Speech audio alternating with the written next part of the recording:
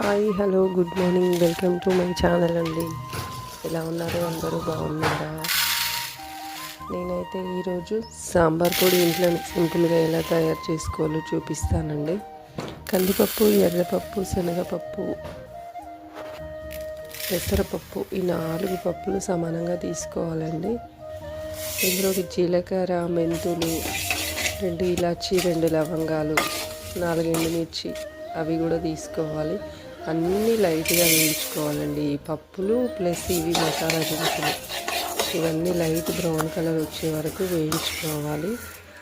ధనియాలు కూడా వేసుకోవాలండి. ఇందులో ధనియాలు కూడా లైట్గా వేయించి పెట్టుకోవాలి. ఇవన్నీ కలిపి మంచిగా మిక్సీ పట్టుకోవాలండి. మెత్తగా పొడి చేసుకొని ఒక డబ్బాలో స్టోర్ చేసుకుంటే పొడి టమాటా చారులో కానీ రసంలో కానీ కొంచెం ఒక్క స్పూన్ వేసుకున్నా కానీ చాలా అంటే చాలా బాగుంటుందండి. ఇంత మెత్తగా పొడి చేసుకోవాలి. చారులో వేస్తే ఎంత బాగుంటుందో అసలు ఉత్తి చారే తాగాలనిపిస్తుంది, అంత టేస్టీగా ఉంటుంది.